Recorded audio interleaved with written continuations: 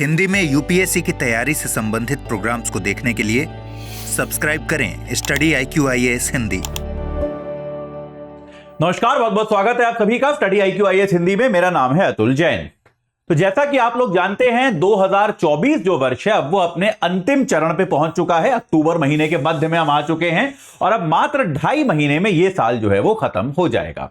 UPSC के cycle के हिसाब से, यूपीएससी के परीक्षा का जो साइकिल होता है उसके हिसाब से अब हम जानते हैं कि 2025 का एग्जाम तो अब बहुत दूर नहीं रह गया है।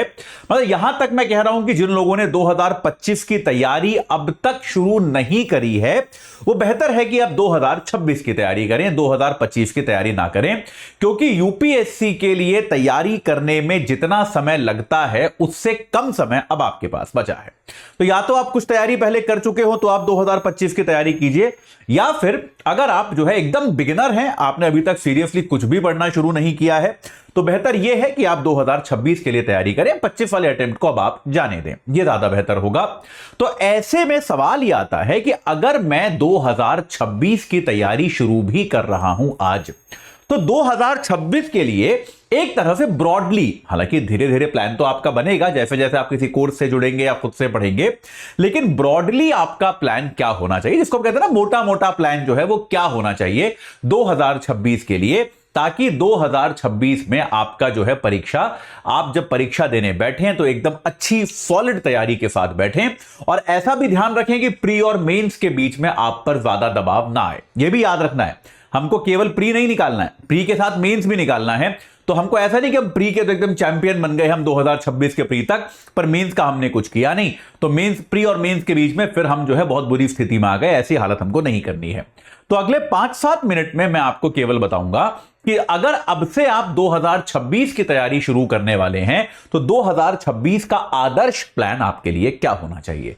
उसके पहले मैं आपको बता दूं कि 2025, 26 और 27 तीनों में से जिस भी वर्ष आप तैयारी कर रहे हैं, जिस भी वर्ष आप एग्जाम देना चाहते हैं, आप जो है उस बैच से आप तुरंत जुड़ सकते हैं AJ लाइव कोड लगाकर। आप जानते हैं 2025 का बैच जो है फास्ट ट्रैक है, 26 का बैच जो है वो नॉर्मल प्रतिज्ञा बैच है, 27 का बैच लॉन्ग टर्म बैच है। आप इन बैचेस से जुड़ सकते हैं, अपनी तैयारी को सही आकार दे सकते हैं। ये तीनों बैचेस जो है अलग अलग, ये दोनों बैचेस 11 तारीख को शुरू हो चुके हैं, 25 और 26 वाले। 27 वाला बैच 8 तारीख को शुरू हो चुका है। एक आध दिन में इन सबकी एंट्री अब बंद हो जाएगी, इनका एडमिशन की लास्ट डेट आ जाएगी। तो आप जो है तुरंत इन बैचेस से AJ लाइव कोड लगाकर जुड़िए और अपनी तैयारी को एक सही दिशा प्रदान कीजिए। चलिए, आज हम फोकस करेंगे इस चर्चा में केवल उन विद्यार्थियों पर जो 2026 में एग्जाम देने वाले हैं। ठीक है, केवल 2026 वाले अभ्यर्थियों पर हम फोकस करेंगे। ठीक है भाई, चलिए। तो ये चर्चा शुरू करते हुए 1-2 हमको छोटे छोटे असम्पशन लेने पड़ेंगे। पहला असम्पशन ये है कि यार यूपीएससी का कैलेंडर जो होता है हर साल वही रहेगा।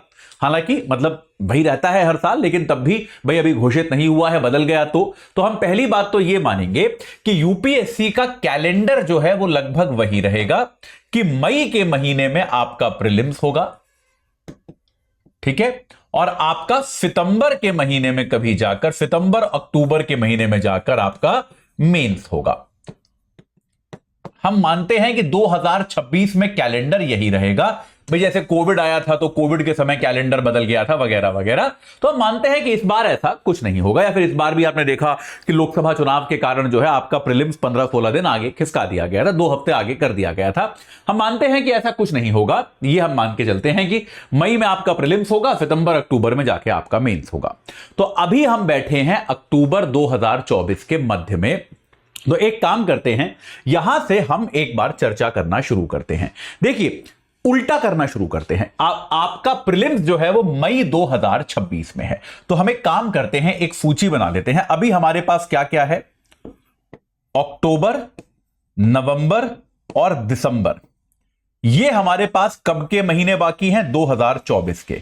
ठीक है, 2025 के पूरे महीने जनवरी से लेकर दिसंबर तक सारे के सारे 12 महीने हमारे पास बाकी हैं। ठीक है, और 2026 की अगर हम बात करें तो हमारे पास कब से महीने बाकी हैं, जनवरी से लेकर हम कह सकते हैं कि मई तक हमारे पास समय है, क्योंकि यहां पर आकर हम मानते हैं कि आपका 2026 का प्रीलिम्स हो जाएगा। तो कितने महीने हो गए, करीब 2-2.5 महीना यहां पर हो गया, 12 महीने ये हो गए और 4 महीने, 5 महीने आप पकड़ लीजिए ये हो गए, तो 17 और 2.5 साढ़े 19 महीने हमारे पास हैं। ठीक है भाई, ये बात क्लियर हो गई। ये हमारे पास कुल समय है 2026 के प्रारंभिक परीक्षा की तैयारी करने के लिए। तो मैं आपसे आग्रह क्या करूंगा, सबसे पहले तो आप ये आखिर के 4 महीने हटा दीजिए। फरवरी, मार्च, अप्रैल और मई, ये जो समय है ये आपका जाना चाहिए केवल प्रीलिम्स की तैयारी के लिए, जिसमें हमारा एसआईपी बैच वगैरह आप ज्वाइन कर लीजिए। अगर आप हमारा P2I लेते हैं तो एसआईपी आपको उसमें ऑटोमेटिकली मिलता है। याद रखिए, प्रीलिम्स जो है वो बहुत जटिल परीक्षा है, उसको हल्के में मत लीजिएगा।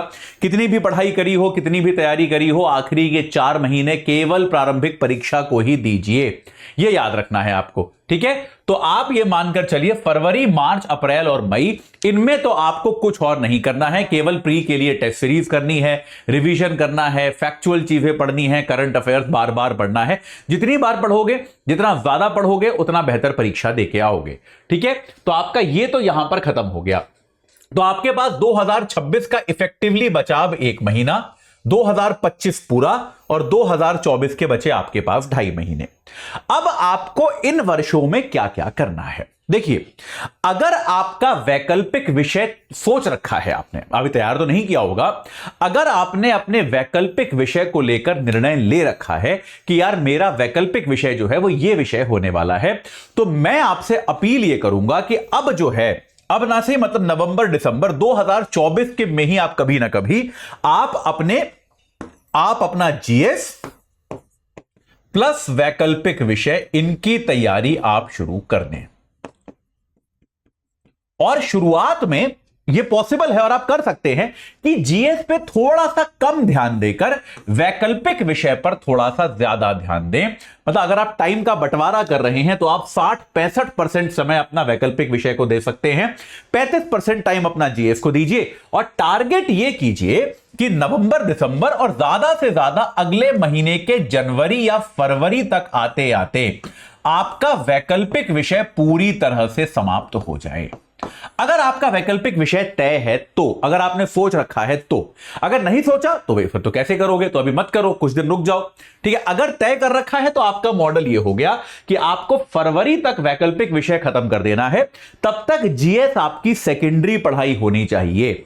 उसके बाद आपको क्या कर देना है, बचे हुए इस पूरे वर्ष में और अगले इस महीने में आपका डिस्ट्रीब्यूशन होना चाहिए 90-10। 90% आप पढ़ेंगे जीएस और 10% आप पढ़ेंगे वैकल्पिक विषय। यहां पर याद यह रखिए कि ऐसा नहीं कि फरवरी में वैकल्पिक विषय खत्म कर दिया, उसके बाद उसको हाथ ही नहीं लगाया। हर महीने, हर हफ्ते इनफैक्ट एक दिन उसको पढ़ने में जरूर गुजारिए, उससे संबंध बनाकर रखिए, उससे संपर्क बनाकर रखिए, उसके क्वेश्चंस जो हैं उनकी राइटिंग प्रैक्टिस करते रहिए ताकि आप उनमें मजबूत होते रहें। ठीक है, लेकिन ये आपका रेशो जो है ये 90-10 होना चाहिए। 90% टाइम जो है आपको यहां से लेकर ये जो बचे हुए 10 महीने हैं और ये जो 1 महीना है, इन 11 महीनों में आपको 90% टाइम अपना जीएस को देना है और 10% टाइम आपको अपना ऑप्शनल सब्जेक्ट को देना है। आप इसमें क्या कर सकते हैं कि आपका जीएस यहां पर खत्म हो जाएगा और वैकल्पिक विषय के साथ भी आपका टच लगातार बना रहेगा। इसमें इस पॉइंट के आते आते शुरुआत के इन महीनों में आप आंसर राइटिंग केवल वैकल्पिक की करें। जो आप आंसर राइटिंग करते हैं वो केवल ऑप्शनल की करें, केवल वैकल्पिक की करें। जीएस की आंसर राइटिंग आप यहां से शुरू करें, मार्च से शुरू करें आप जीएस की आंसर राइटिंग। जीएस की आंसर राइटिंग जो है आप यहां से शुरू करें। ठीक है, यहां से शुरू करें और कोशिश करें कि हफ्ते में एक आध आंसर आप जो है अपने वैकल्पिक विषय का भी लिखते रह पाए। तो यह आपके लिए एक सही सिस्टम है, एक सही तरीका है अगर आपने वैकल्पिक विषय सोचा हुआ है तो। अगर आपने वैकल्पिक विषय नहीं सोचा तो फिर से वही बना लेते हैं। 2026 में हम कहां पे आ जाएंगे, यह हो गया जनवरी से लेकर मई तक का समय है आपके पास, ये तो वही रहेगा, इसमें कोई परिवर्तन नहीं है। फरवरी से लेकर मई तक आपको एसआईपी ही करना है, कोई फर्क नहीं है। 2025 में आपके पास पूरा वर्ष है, जनवरी से लेकर दिसंबर तक। और अगर हम बात करें 2024 की तो आपके पास अब क्या बचा है, अक्टूबर का आधा हिस्सा बचा है और नवंबर दिसंबर बचा है। ठीक है। अगर आपने अभी तक वैकल्पिक विषय नहीं सोचा है तो इस समय से आप अपना 100% टाइम जीएस को देना शुरू कर दीजिए अभी से, ठीक है। तब भी मैं आग्रह यह करूंगा, आंसर राइटिंग तुरंत शुरू मत कीजिए, 1 महीना लीजिए, 1 महीने बाद आंसर राइटिंग शुरू कीजिए ताकि कुछ लिखने को आपको आ जाए। और इसके बाद जो है आप यहां पर आते जाइए, और जिस भी समय मैं आपसे आग्रह यह करूंगा उस दशा में भी अगले वर्ष जनवरी आते आते आप अपना ऑप्शनल सब्जेक्ट सोच लें, आप अपना वैकल्पिक विषय सोच लें। और जब आप वैकल्पिक विषय सोच रहे हैं तो याद यह रखिए कि अगले वर्ष यानी कि 2025 के मई के पहले पहले इसको आप समाप्त कर लें। यहां पे फिर से आपको वो 65-35 वाला मॉडल लगाना है, याद रखिएगा। और जैसे ही वैकल्पिक विषय खत्म हुआ वापस उसी सिस्टम पे चले जाना है, 90-10 वाले सिस्टम पर, ठीक है। तो ये जो तरीका है, अगर आप ये फॉलो करेंगे तो देखिए इसके फायदे क्या हैं। समय से आपकी तैयारी पूरी होगी, आपका वैकल्पिक विषय प्री के पहले पूरा तैयार हो चुका होगा, आपको केवल उसका रिवीजन करना होगा। वैकल्पिक विषय से आप कभी भी अपना संपर्क नहीं छोड़ेंगे, आंसर राइटिंग और एमसीक्यू की सारी प्रैक्टिस आप कर चुके होंगे। तो मेरे विचार में अगर आपको 2026 में यूपीएससी की परीक्षा देनी है तो ये जो टाइम टेबल, ये जो कैलेंडर मैंने आपको बताया, ये आपके लिए सबसे बेहतर हो सकता है।